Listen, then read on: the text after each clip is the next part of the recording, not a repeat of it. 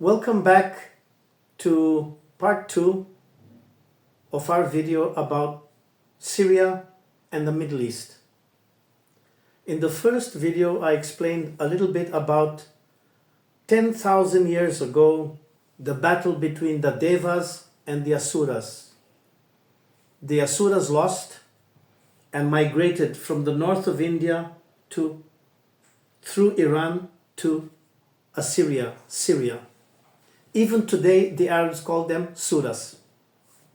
So these people, 10,000 years ago, migrated, and the Iranian people consider the Asuras their ancestors. And they continued their migration, and here, in this region which was called Assyria and then Babylonia, they had a very, very powerful empire around 5,000 years BCE, 7,000 years ago. BCE is before contemporary era. These people, the Assyrians, were the people who invented the cross, the crucifixion. They were very cruel people, very powerful people, and dominated the Middle East. Before that, we had the Egyptian-Ethiopian civilization, which is basically very, very similar. They're Hamitic, they're not Semitic, and these Egyptians dominated the whole North Africa and Middle East.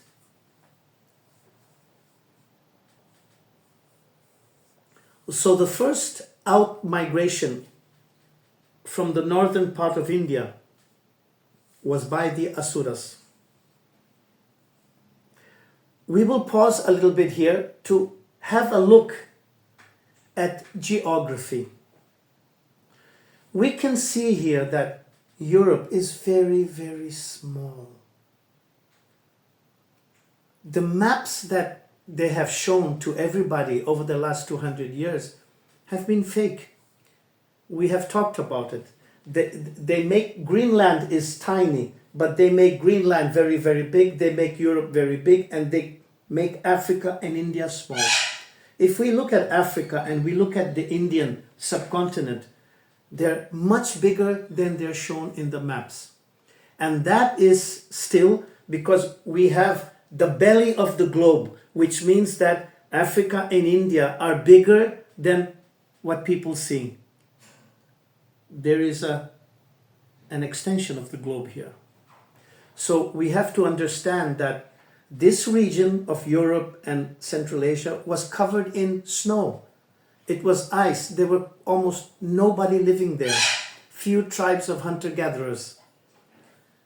This is where we had enormous civilizations. From India and the southern part of China. Not just today, where there are around 2.5 billion people around the Indian subcontinent, and including China and a little bit of Southeast Asia, another 2 billion people. This is where 80% of humanity has always lived. So the concept that some people call the Aryans invaded from Europe to India is totally nonsense. The word Arya is Indian, and Indo-Aryans are a people who lived in the central part of India. As we said, Indo-Tocharians are the people who emigrated north and then they came over to the eastern part of Europe. Indo-Iranian are the people who migrated westward and continued their migration to the Mediterranean. These two peoples, the Indo-Tocharians and Indo-Aryans, migrated around 5,000 years ago. So what happened between 10,000 and 5,000 years ago? Today we will talk a little bit about that. So after the Asuras lost and migrated westwards, the migration has always been from India westwards, from India eastwards, from India southwards, from India north. The book called The Battle of 10 Kings Das Rajna is a very, very, very important book. And it happens around 5000 BCE, 6000 BCE. There are 10 tribes, and these are the 10 tribes of Indo-Europeans. The origin of the Indo-European people is West Asia. Today, most people agree that Sanskrit, Vedic, and then Sanskrit are the ancestral languages of the Indo-European people. They migrated out of India. The oldest migrations after the Asuras were by the Druhus, the Druids. They are called the Druhus because the Druids were their chieftains with the long beards. These people migrated out of India, ended up in the central part of Europe, and they were called Celtic people, Celtic people. Other Indo-Europeans out-migrated from India. The Greeks were called Alenos in the Rig Veda. The Greeks called themselves Elenos. The Thracians, the part of northern Greece, in the Rig Veda are called Dasus. So these people were, after the Druids, were people who migrated out of India. Two big groups were left, the Indo-Tocharians and the Indo-Iranians. These people later became Parthians, Scythians, and then migrated to Central Europe. And during the Roman Empire, there was a lot of war between Rome and Scythians, and later on Rome and Parthians, who invaded the north of Iran.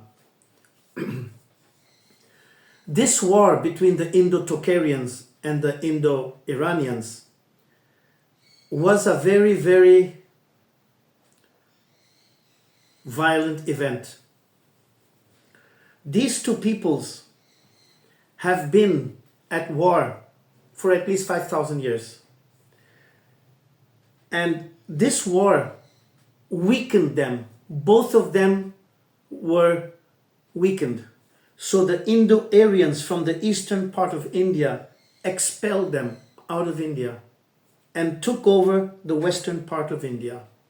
Because the civilization of the Indo-Sarasvati, which was tremendous, a lot of science, a lot of literature, a lot of factories, a lot of trade, it collapsed because of the desertification. The process of desertification, it moves westwards.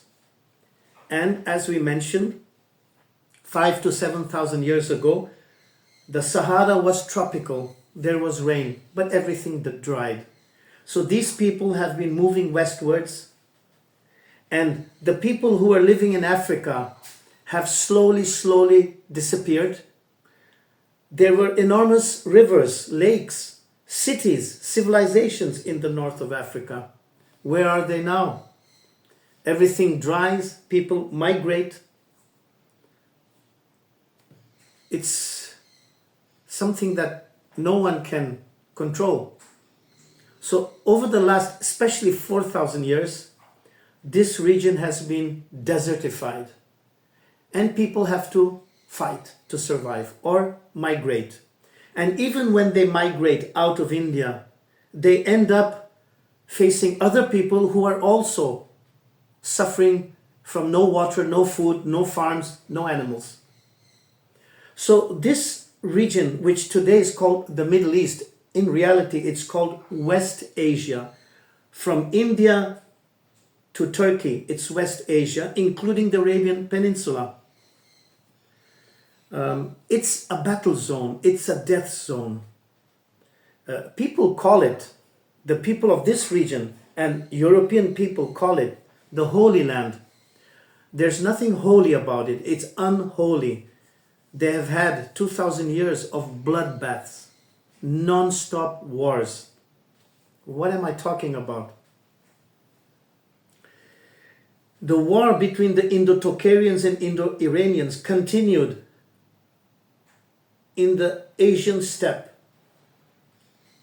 Today, in the Asiatic steppe, we have Persian-speaking nomads and Turkic-speaking nomads, and they're always at war. When they came over to the region which is the Middle East, they were Arabic-speaking Semitic people and Egyptian-speaking Hamitic people who were later conquered by the Arabs and now speak Arabic. But the whole region of North Africa were Hamitic, Moors. The migration of the Arabs to the west is part of the escape from the desert, from the drought. So everybody is moving westwards. Then the movement of the Moors and the Arabs to Europe, they invaded Europe. The Moors and Arabs conquered Spain and ruled Spain for around 800 years, this whole region, the south of Italy. So the spillover from Western Asia has been happening non-stop. In fact, few people know that the Romans migrated from West Asia, from the city of Troy, the city of Tyre in the north of Syria. In fact, in the Rig Vedas, there are people called the Romanus who left India and went up the Red Sea and came to Europe. So, I also mentioned that the south of Italy is called the Mezzogiorno, midday, non-stop sun. And people have been out migrating from the southern part of Italy and moving westwards. The northern coast of Morocco was called the Barbary Coast, pirates. Everybody escaping and becoming pirates. And these people migrated and joined the Vikings and their descendants in the north of Europe and became pirates of the Caribbean. So the movement from India ends up in the Caribbean, the pirates of the Caribbean. We have to understand the connection. If you just focus on Europe, you don't understand. It's all interconnected. Join the dots. So all this drying up, severe drying up, began around 5,000-6,000 years ago. Obviously, it's a death zone. A death zone means no water, everybody has to fight, we have many tribes, many clans. So how has this happened? We have Hamitic people, Semitic people, Indo-European people. Some Indo-European have become Turkic, mixing with the Mongols. Others are Indo-Iranians. In fact, one of the largest Indo-European empires that migrated out of India were the Hittites. In India, they're called the Hatti, and the Mitanni. And the Hittites and Mitanni controlled the Middle East and had very, very powerful empires. How do we know that they were originally from India? They spoke Sanskrit and they had Indian names. So we have the Hittites, we have the Mitanni, non-stop wars with ancient Egypt, which after some time collapsed. When finally the Romans appeared in Egypt, it had already collapsed. The royal dynasty of Egypt were Macedonians. When Egypt collapsed, it is not that Alexander the Great conquered Egypt. It was already destroyed. The desertification, the non-stop wars between the clans and the tribes and the peoples. Egypt had collapsed. The Middle East had collapsed. The Persian Empire that had conquered the Greeks was also collapsing. So Alexander and his band of 10,000 mercenaries were able to go around pillaging and sacking, and there was no empire. After Alexander died, everything collapsed, and it was 10 years of pillaging. Why does everybody say Alexander the Great, Alexander the Great? Because Europe has no history. Before the Battle of Troy, which is basically Indo-Europeans from India, the Greeks and the Trojans, there was no history in Europe.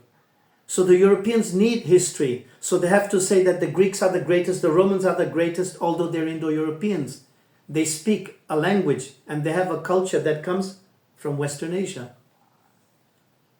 And it's difficult when you don't have a history. And when your history begins, basically 1000 BC, which is like 3,000 years ago, when we're talking here of 5, 6, 7, 8,000 years. So we have to understand that if you focus just on Western Europe, you are basically talking about 5% of history of the world, of politics, geopolitics. You will have no clue. You have to understand the dynamics, the geographical dynamics, the historical stories, what really happened. For example, we will stop a little bit and explain a few things. That we have Troy, we have the city of Tyre in the north of Syria, and we have the Etruscans, and we have the Tyrrhenian Sea. What has this got to do? They're all Tocharians, Indo-Tocharians. They migrated and they created a civilization all the way to the western part of the Mediterranean Sea, which is called the Tyrrhenian Sea. The Indo-Tocharians call their civilization Turanian. If you ask Turkish people, when was their great civilization? Turanian. Before the present era, around 1,000 years, 1,000 years before Christ, or even 2,000 years before Christ. When they out-migrated, they came to Europe. But at that time, it didn't exist. It was part of West Asia. This whole area, the southern part of the Mediterranean, the history is part of Asia. When we talk about Europe, we are talking about Vikings, Germanic people. And even many of the Germanic people, the Saxons, they're called the Scythia, the Scythias. They came from the northern part of India. They're called Sakyas. They exited India and came to Central Europe. So, European ancestors are basically from West Asia and Central Asia. They are of Indo-Tocharian, Indo-Aryan, and Indo-Iranian stock. They're all Indo-European. That's why we have so much war, because the Indo-Europeans are a warlike people. If we study the ancient history of India, it's all war. The Ramayana, the Mahabharata, the Battle of 10 Kings, it's war, non-stop war. So when we talk about Krishna, peace and love and meditation, it's the eastern part of India. What today is considered Indian culture, not the western part of India, where we have Sikhs and where we have Afghans and Pakistanis. The eastern part of India, we have meditation. The temples of India are in the southern and eastern part of India. So we can separate India between the western and the eastern. And the southern part of India also is quite different and has a lot of connection with the African coast and the Southeast Asian coast. Southeast Asia was colonized by South Indians and Eastern Indians. It's a different culture. It's about trade, it's about peace, it's about prosperity. It's not about domination. Coming back to today, the question in Syria is not, oh my God, it's the Russians, it's the Americans, or the people are walking around with machine guns shooting in the air. It's everywhere, all over North Africa to Pakistan, Afghanistan. A Kalashnikov costs $150 and you shoot and you have 260 bullets per minute. And people love doing that at weddings, at ceremonies. So shooting the Kalashnikov is just a kind of celebration, nothing more than that. But what we are trying to say is that the real problem is the news media.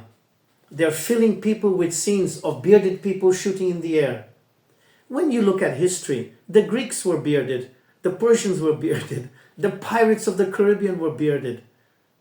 These people have a lot of beards, and they didn't have a shaving system. So the Assyrians and these people, all of them had beards.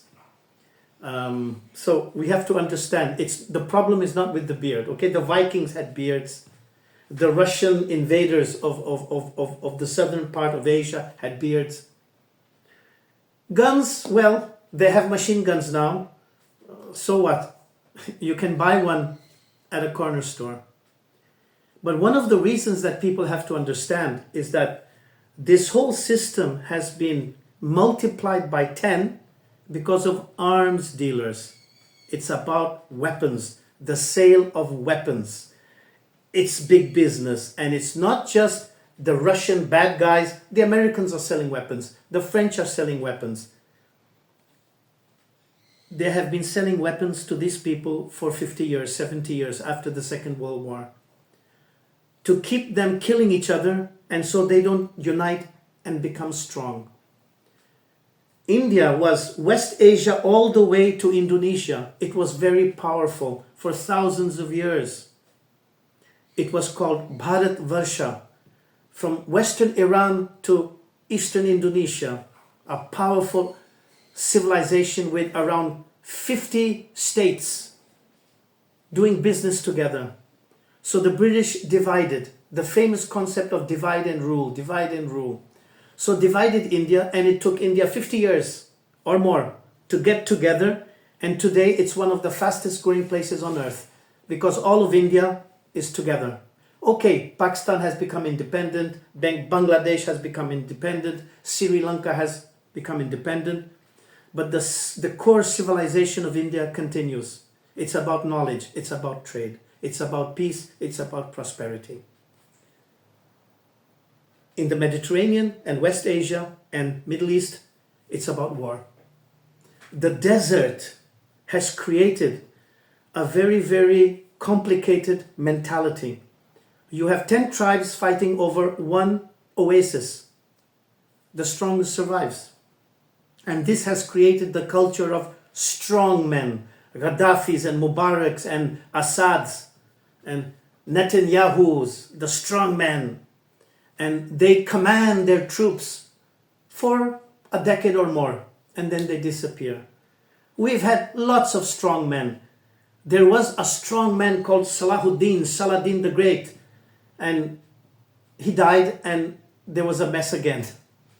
When you have a strong man, the tribes and the young men, they look for someone to hold them together.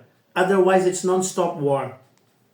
So when we finally have a strong man, for around 10 years or 20 years, you have a powerful group. And then we have the concept of proxy wars, proxyism, which is that when one becomes strong, the enemies help their enemies. So the enemy of my enemy is my friend. So that one group doesn't become too strong. So then this group falls, and then another group takes over, and when you have a strong man, he basically intimidates and controls other groups. And then the proxy philosophy creates other groups. They get help, outside help. What I'm saying now is very, very important. For example, when the Americans were in Vietnam, they didn't understand, they still don't understand. Europeans do not understand. If you invade one country, in your America, the Russians and Chinese will do everything to support everybody who's there against you. You're never fighting just the Vietnamese or just the Afghans and the Iraqis. Your enemies will help their local people and prepare them and arm them. And you're not just there in Iraq or Afghanistan. You're a target. So what is the best thing? Get out. Because wherever you are, your enemies will produce militants, groups, and arm them and bleed you slowly. You bleed to death. It's called death by 1,000 cuts. In the last 20 years of after September 11, 2001, the Americans invaded Iraq and Afghanistan, and they've spent 20 years bleeding, spending trillions and trillions of dollars, losing young people. The population is collapsing. The young people have died from Vietnam to all these wars. Billions of dollars have been wasted. Millions of young people in this region have become militants. How are you going to deal with them in the future? It's not one Islamic group, another Islamic group. It's not about ideology or religion. It's about survival. They will use ideology or religion to get sponsored. And people will sponsor them in the name of this, in the name of that. But they're militant groups. What happened in Afghanistan? The Americans thought that they had the groups in their pockets, in the palm of their hands. They took the money from the Americans. The bosses went to live in Dubai. And the people went back to their villages with the money, with the guns, changed uniforms, and became the Afghan army. And now the Afghan army is the Taliban and the local groups.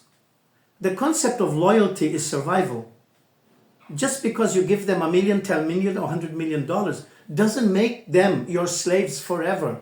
They're allies for as long as it suits them, until somebody else comes along who pays them more or who's more powerful. And they switch sides like that to survive.